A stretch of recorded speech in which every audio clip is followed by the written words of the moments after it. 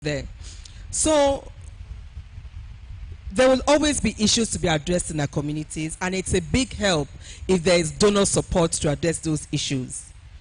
But what makes intervention sustainable is how we as a people can move and organize ourselves to ensure that we solve our own problems. In almost every African community that I know of, except for those who have just emerged from violent conflict where there's virtually nothing to start with, we have communities stepping forward to do things. In Ekiti here, if you take a very close look around us, we should be proud of what our local communities are able to do. The alumni associations, the faith-based groups, the towns associations coming together to do things. During the JKF1 period, that is what we leveraged on, because we know that every community here has a towns association that is trying to do something. And so the government then decided, let us support what these people are trying to do. Every town feels, okay, let's have a befitting palace. Let's have a befitting hall in our community. Let's have a medical center and so on. And the resources that are used to start these things usually come from the communities, from raising money, from what the people do during their annual festivals and so on. Unfortunately, we don't quantify a lot of this. We don't pay close attention to how much effort goes into this. So I'd like to charge you young people to go back and see exactly what are we doing in our various communities. Even the efforts that you all put into organizing events like this, the convergence and so on, where do you get the resources from? To the best of my knowledge, the convergence is not organized with a grant from the Ford Foundation or a grant from UNDP, is it? You organize it from the support you get from either the private sector or from individuals. And even if the government supports you, it's very minimal. I think we should use those models more, because the more we rely on ourselves, the more results we will see.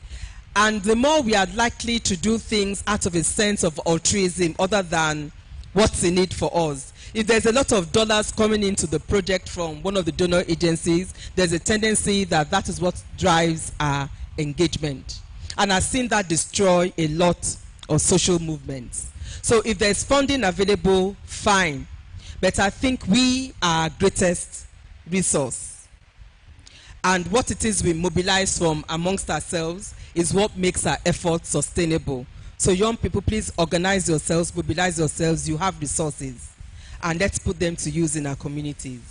Thank you, Ma, for talking about that. Earlier today we had a technical session to talk about sector-based issues that affect communities in Ekiti State. And there were kind of conversation on the key issues in those areas of possible interventions, possible collaboration, and the rest of things like that.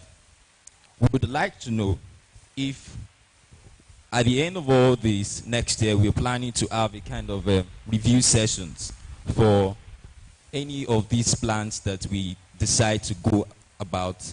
Because collaboration, like you said, is key to any productivity or development output that we want to have in Ekiti as young people. So now my question is, in what way can we, after putting all these things together, leverage on the development agencies and donors to get funds or support to get these things done? One. Two, often young people are confronted with bottlenecks, for example, from government agencies. Earlier today, we had a conversation in the environmental sector, and they said that even after engaging and empowering the people with waste bins so that they don't dispose refuse in drainage and things like that, often they have to deal with whether an agency not cooperating like that, even all the states that they come from. So what do you think, what is your advice to someone who has worked in that space before coming to this space, in the civic space, before coming to the public sector? What do you think that young people, as we have organized ourselves to come up with action plan for next year, we can do?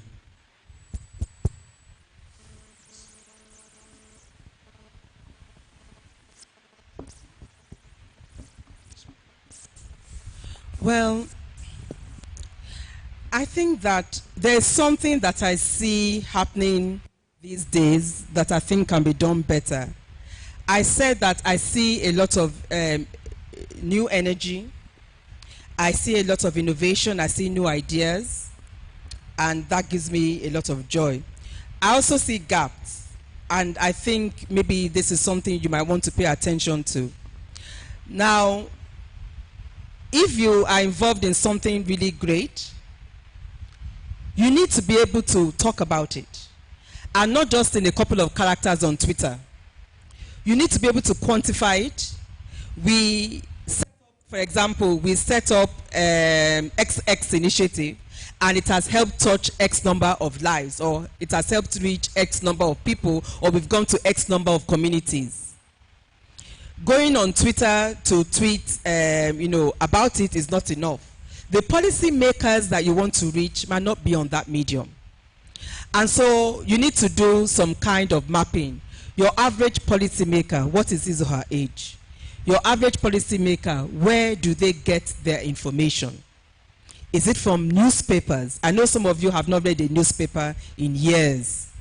If you want to read newspapers, you go online. But there are still old school people who wake up in the morning and want to read a hard-copied newspaper with their tea and coffee. I'm one of them.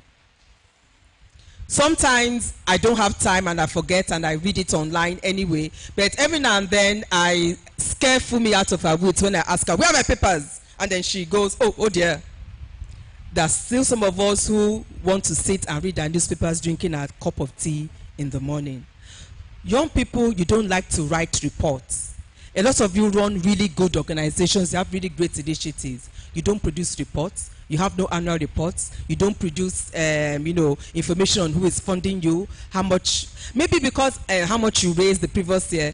Now, my experience in the non-profit sector is from the United Kingdom and also from Ghana, where I was the executive director of the African Women's Development Fund.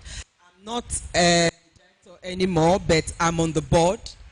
And we have very, very strict rules with regards to public reporting, because they are reporting on the use of public funds. If you are the recipient of public funds, you have to account for those funds publicly. So it's almost unheard of in the United Kingdom for you to have a charity and you don't have an annual report, because you have to file annual returns with the Charities Commission. And your annual returns, well, if you have a budget beyond a certain level, your accounts have to be audited. But whether you have audited accounts or not, you have to file a report. This is what we did in the previous year. I don't see reports from you. Some of you have activities that I've personally donated to with all pleasure. But then you come the following year with no report of what you did the previous year. And it's not that we are saying you are not going to use the money appropriately. I just want to know, what were your goals? What did you achieve? And if you didn't achieve these things, what were your obstacles? And what are you going to do differently this year that's going to enable you achieve results that you did not achieve last year? So please be more professional, write reports, quantify the things that you do in facts and figures. They don't need to be lengthy. It could just be a couple of pages, but imbibe the discipline. It's really good for accountability. And again, as someone with a background in civil society, I find it deeply ironic for those of us in civil society to be found wanting in doing certain things, but we are always on the case of the government for them to be accountable.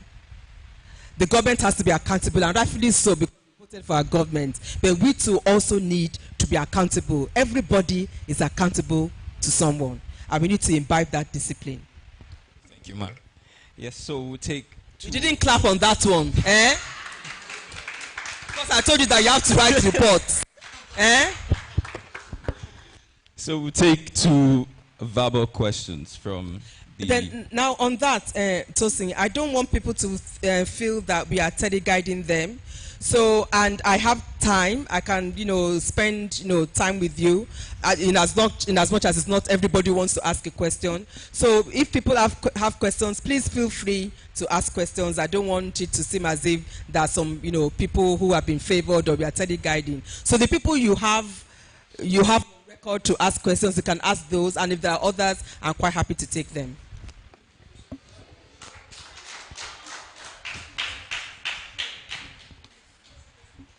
Okay, ladies and gentlemen, this is a rare privilege, but please, let's be guided.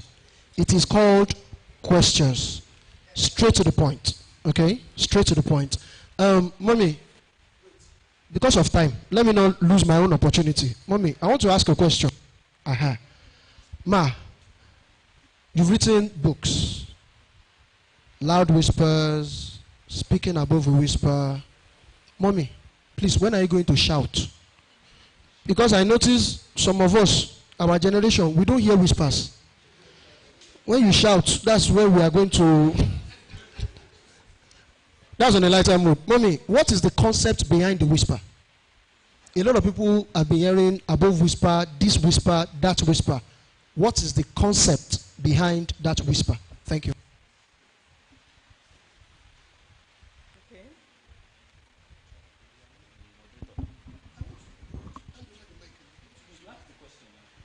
Okay, I will respond to Crucial's question, and then you take the other questions in batches, yeah? Now, I've told this story before, so please apologies if I'm boring you with it again. You said? You haven't heard it before? Okay, so when I was running the African Women's Leadership Institute, this particular incident took place around 1998-99 in Uganda. So I was with one of my colleagues, one of the other facilitators on the 3 weeks workshop, and she got the news that one of her aunts had just died. So she was very upset.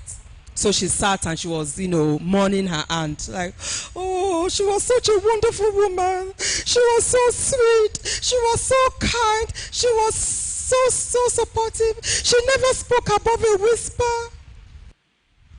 So I sat there encouraging her and comforting her. So when I was on my own, I played the conversation over again in my mind. She was a sweet woman. She was a wonderful woman. She was very kind. She never spoke above a whisper. Me busy when I die. I don't want to be remembered as someone who never spoke above a whisper. Now, I understood the context within which my friend was saying it, because she comes from a part of the continent where women are raised in a certain way, where women are literally not expected to speak above a whisper, where women are expected to be seen and not heard, and even if they are heard very quietly, they are not expected to have firm opinions, are not expected to occupy so much public space. So to be outgoing, to be bold, to be courageous, to all those things I was talking about, to have passion, to have leverage, to be angry, to have courage, to have energy, that was not the kind of environment in which women were expected to grow and thrive. Women were literally being raised to speak in whispers. And I thought to myself, no. I'm making it my life's mission to ensure that I speak well above a whisper, which means if I have an opinion, it should be heard. And it means I should be able to share it with other people around me through my writing, through my speaking, through my activism. So that's where that comes from. Okay, so we'll give out numbers for this. Just 5 to 6 questions, and we are done. So we'll take 3 from here and 3 from there. So, okay, 1, 2, 3. 3. Okay, 4, 5, 6. Oh, okay. Okay, 6. Okay. Number 1.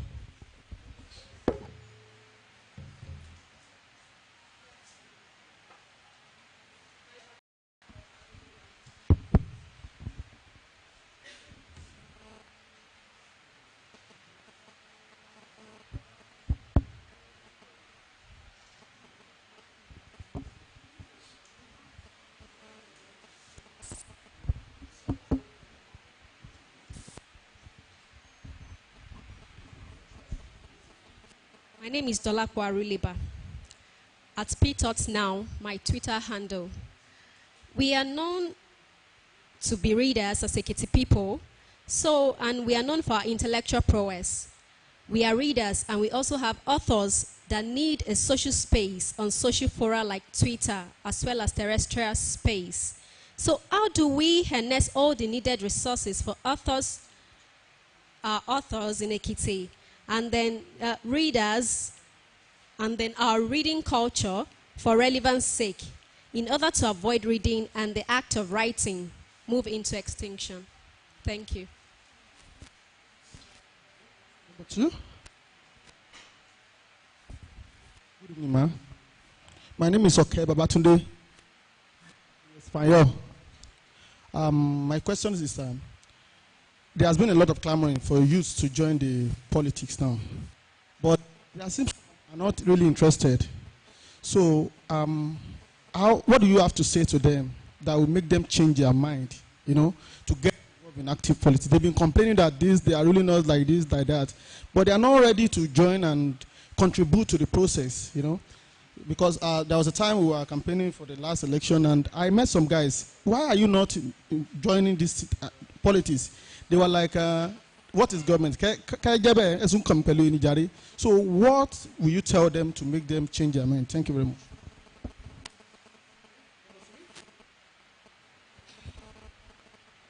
Good afternoon, ma. My name is Precious Solofiyokun, and I'm happy to be here, and I'll be glad to tell everybody in this hall that I'm one of the people that got Erelu Bisifaye Miss Rapper.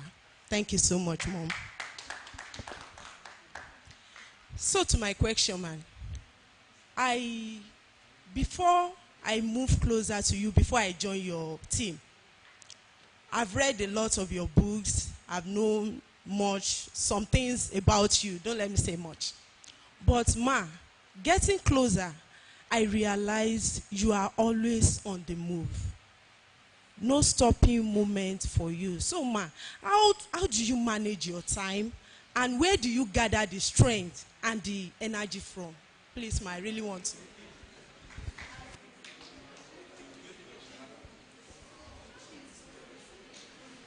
Okay, so who's number 4?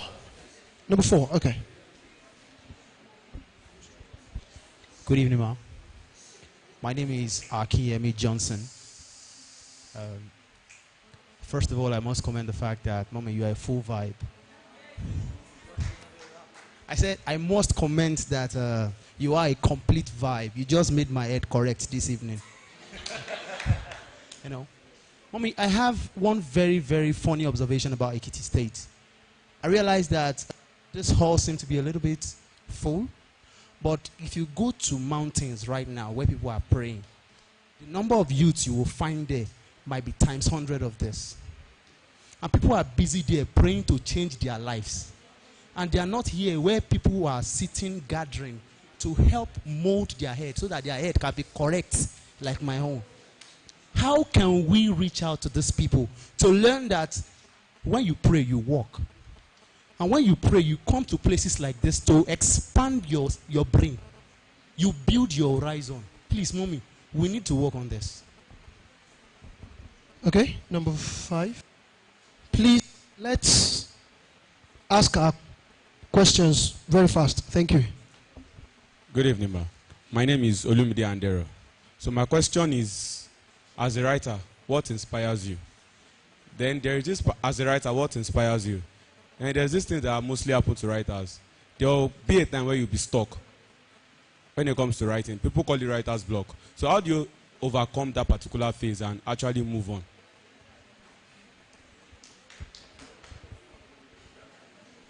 Good evening. My name is Bello Oluwatoyosi. Ma, we've been talking about feminism. Bello Oluwatoyosi.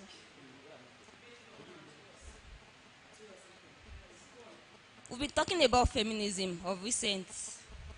So, actually, my project in school, I'm working on feminism. So, my project supervisor said I should go and read more about womanism. And that's a theory by Alice Walker. So I think this forum will give me more. I think maybe you'll be able to help me shed more light on the theory womanism and the difference between womanism and feminism. Thank you. All right. Thank you. Thank you. Ladies and gentlemen, please let's note that this event is streamed live. Let's note that this event is streamed live. Ma, please, before you respond, there's a young boy there. He wrote his question, but I'll ask himself. So please come out. Ask your question. Good day, everybody. My name is Femi Ogdorepo, and I want to ask that how can we use social media to bring back our lost fortune and peace, and bring peace to the community and society at large?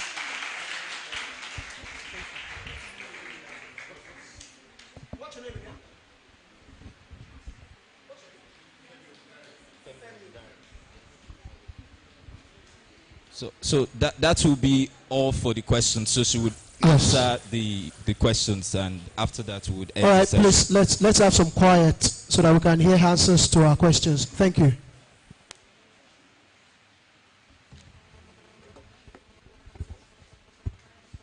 Thank you very much for these great questions.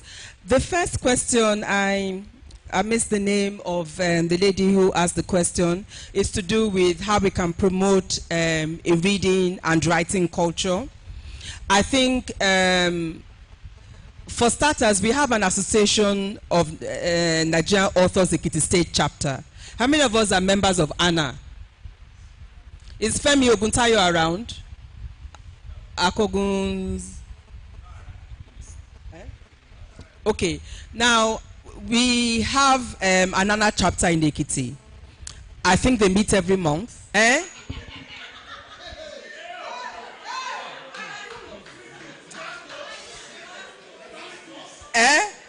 Are those the only kind of people politics is for? Politics is for everybody. In politics, you need the gentlemen, like the Fayemi and the fashioners, who will go and read all the readables and come and speak their grammar, but also find a way of connecting with their people. And there's also room for those ones. There is a time when you need people to roll out of a vehicle.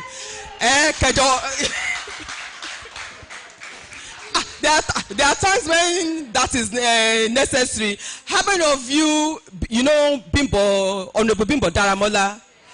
There was a time when it was necessary for Honorable Bimbo Daramola to go to the Coalition Center, May 2009, here in this Ado, and he faced up to the policemen and with all in full view of national cameras, shoot me, shoot me.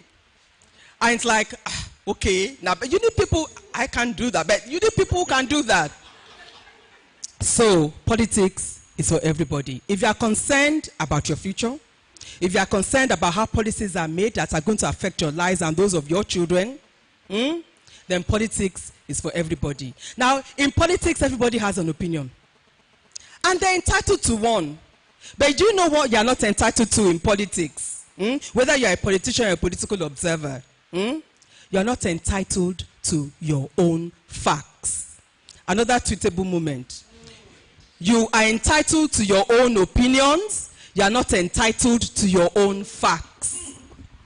Because in these days of alternative news, when people will just hear something and 140 characters, it's out there. You are not entitled to your own facts. So you might be entitled to an opinion that Erelubisi Fayemi is a witch, that she's a stubborn woman. It's your opinion, it does not make it fact. Now where you and I will then come into a problem is when you now try and pass it off as fact. That is where we are now going to enter into the same trousers. Are we together? So young people, and don't remember what I said earlier. Maybe that is what is scaring people. Young people who want to engage in politics. You want to be minister one day. You want to be CPS one day. You want to have gymnast's position, but you don't want anybody to call you a rogue. You don't want anybody to call you a thief. You don't want anybody to call, if you're a woman, you don't want them to call you a prostitute. Stay home. Stay home. Don't bother. Face another lane. go and work in the corporate sector, go and teach in the university. I'm not saying it's a good thing that public officers are open to so much abuse. So I'm coming to that in a moment because I need to answer my son's question about social media. But that is the world we live in now. Moving on, Precious asked the question, I'm always on the move. Where do you get time and energy? Because time doesn't wait for anyone. Any position you occupy for a set period of time. Whether it's 4 years, 8 years, it's for a set period of time, and you have to be able to account for every moment. What is the population of Ekiti State? Who knows the population of Ekiti State?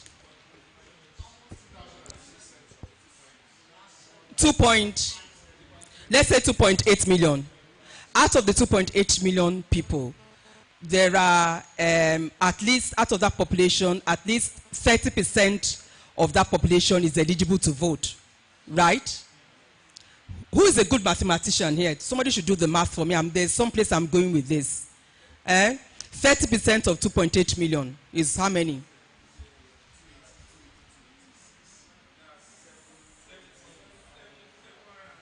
$700 and something thousand. Out of 700 and something thousand people, God Almighty decided that for a period of 4 years, Dr. Kayode Fayemi is going to be the governor of Ekiti State out of 700 and something thousand people. What do you call that for those of you who are Christians? Grace, favor, mercy. To whom much is given, much is expected. So that's my answer to that. And that leads me to Mr. Kiyemi's question. Hey, praise the Lord.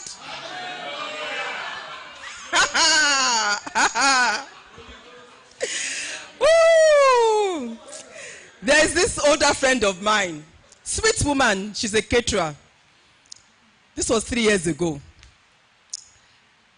I called her repeatedly for a week. There were 2 jobs back to back that I wanted her to do. Back to back. I called this woman. Where is this woman? Nothing was going through. She then surfaced like 10 days later. Mrs. Lagbaja, where have you been? Okay.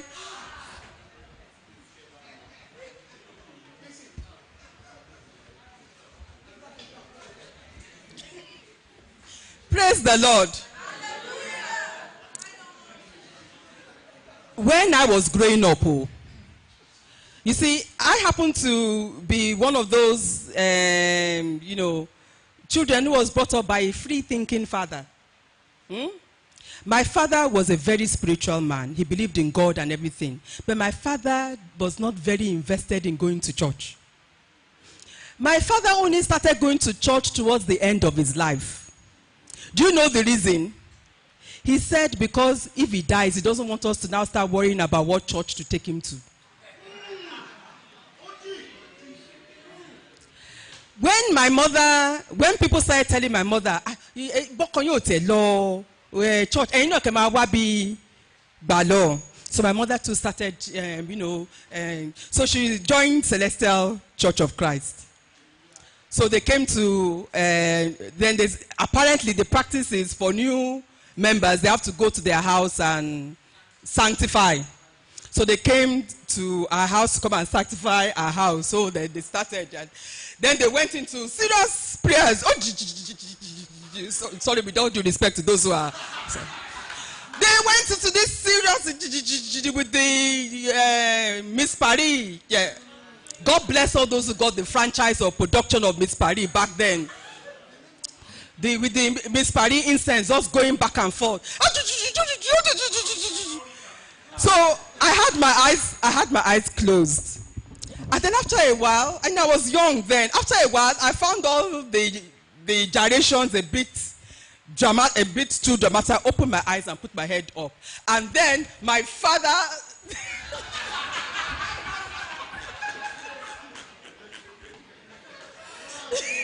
my father's eyes were wide open. My father was trying to control his laughter, so I looked up and our eyes met. So my father them put his head back down so that he wouldn't burst out laughing. I put my head back down.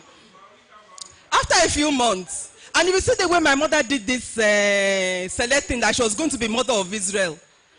After a while, we saw, Mommy, you're not going again. What happened? She was saying, I just don't feel like going. Why? I just don't. My dad said, no, you need to tell us why. It's because is it Woli that they have there? The Woli apparently had a mistress in the congregation. So every time they are doing Thanksgiving, the mistress will come and she will dance and shake. And, twerking is not something we have always twerked. So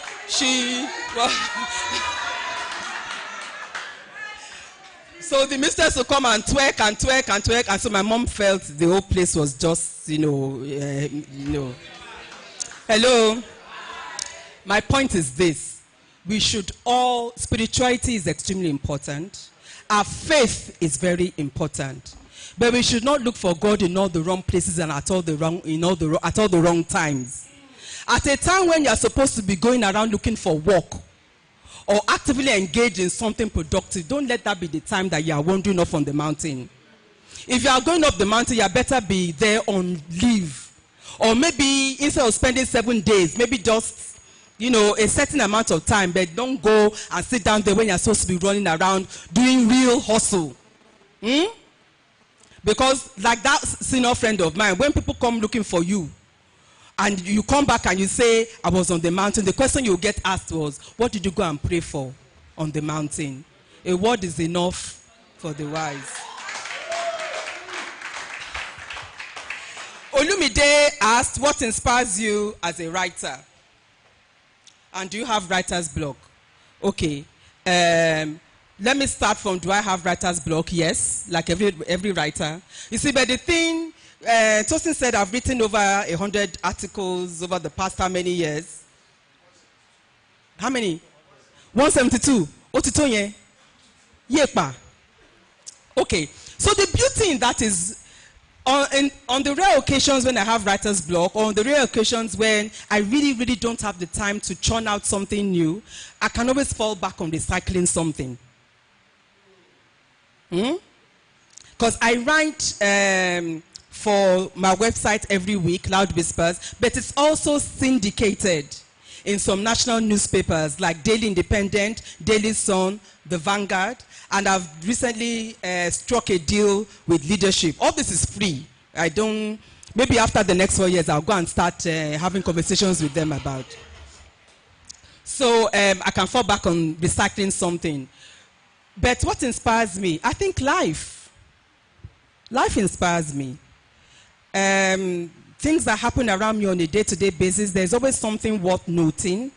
I don't write about everything I see and everything I hear. That would make me a totally irresponsible adult. That would make me a gossip columnist. But a friend of mine, Kuli Ajibade, one of my big brothers and mentors, he says, sometimes he will read my thing and say, B, C, is there anything that goes unnoticed? Is there anything you don't notice? And I remind him of something that Maya Angelou, the great writer, used to say. Be present. Be present. So if you want to be a great writer, you want to be a good writer, be present. What is happening around you? What are people saying? What are you reading from people's body language? And then you'll be able to draw your own conclusions. Toyosi, Womanism by Alice Walker. Okay, now this is why I said you need to read, and read again.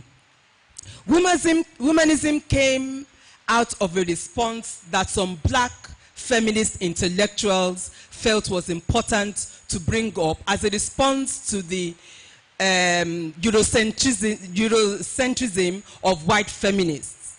Because it was felt that at some point white feminists were only concerned about issues that were affecting predominantly white women, or they saw all women as one homogeneous group, not understanding the intersectionality of race and class. And at that time, in places like the United States, issues affecting black women, and black men, particularly after the civil rights movement, were really, really on the agenda. And they felt that white feminists were not addressing those concerns.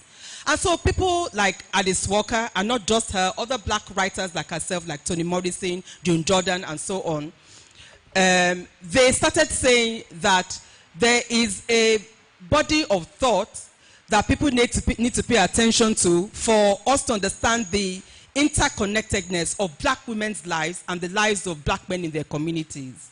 And that black women don't have the luxury of white women of organizing themselves without a sense that black men were part of their communities.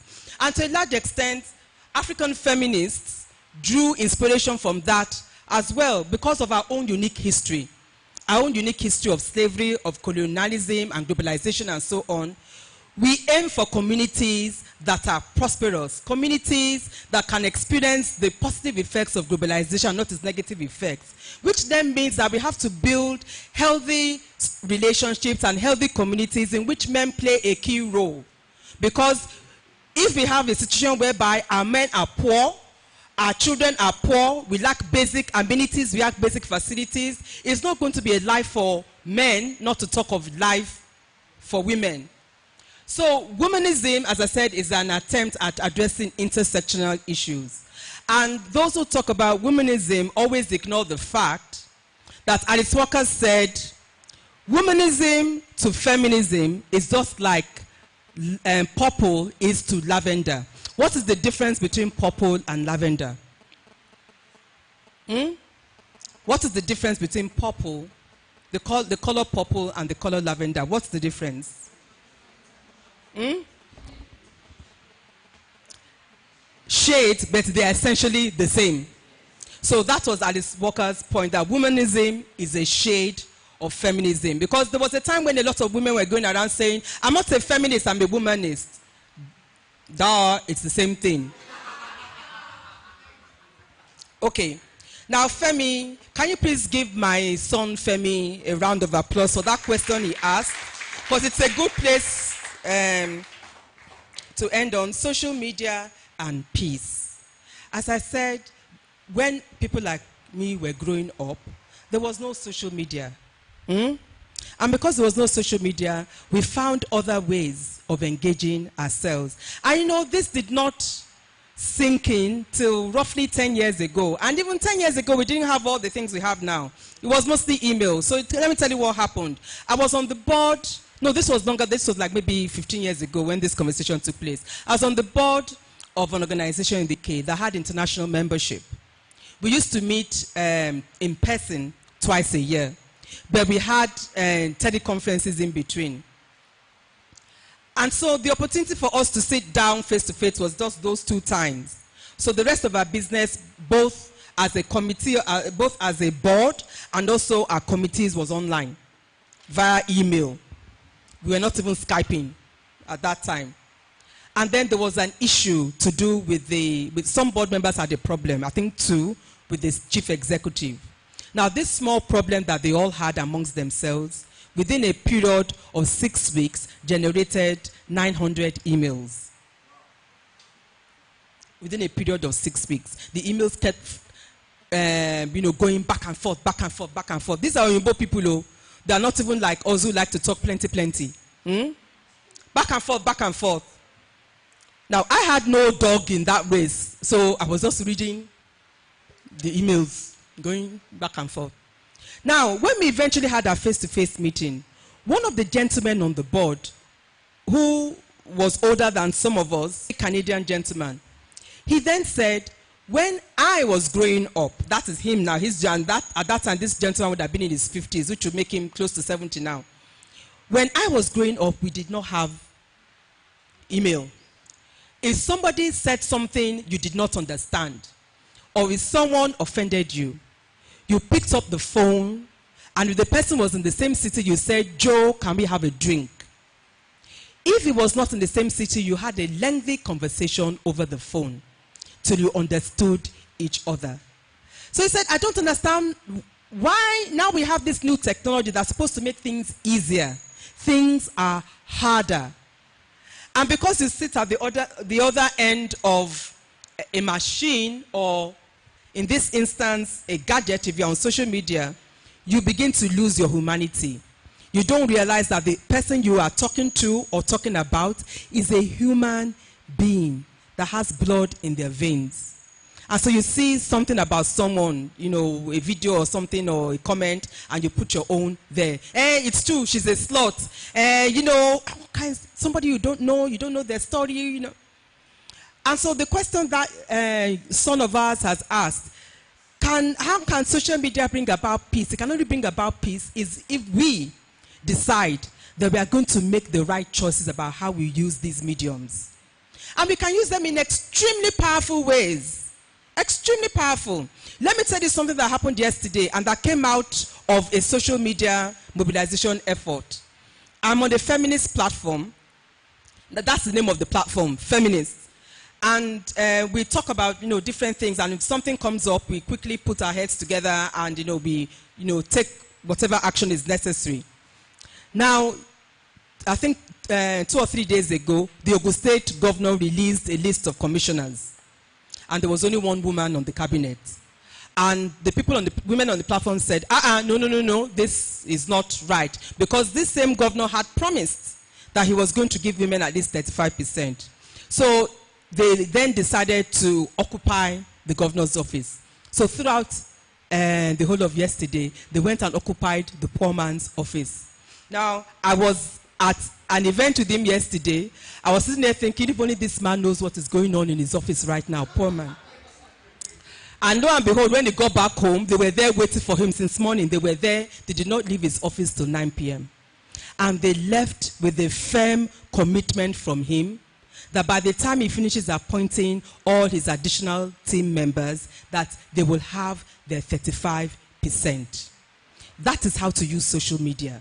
To mobilize, to organize, to build, you know, collective action, not cha cha cha cha cha cha cho cho cho cho cho cho cho cho cho cho. So I think I'll leave it at that.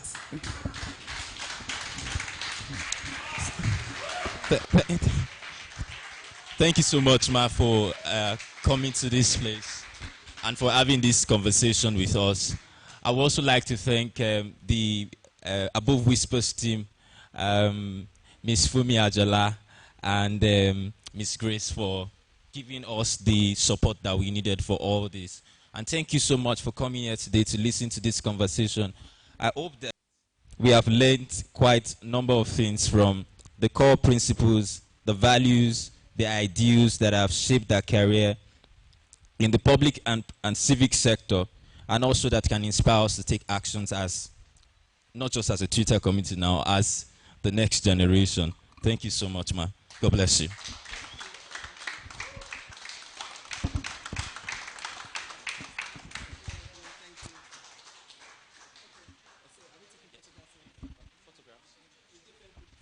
Hello. Oh.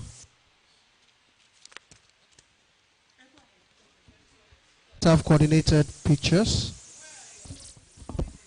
Okay, the core team members, please come forward first. Core team members, please come forward first.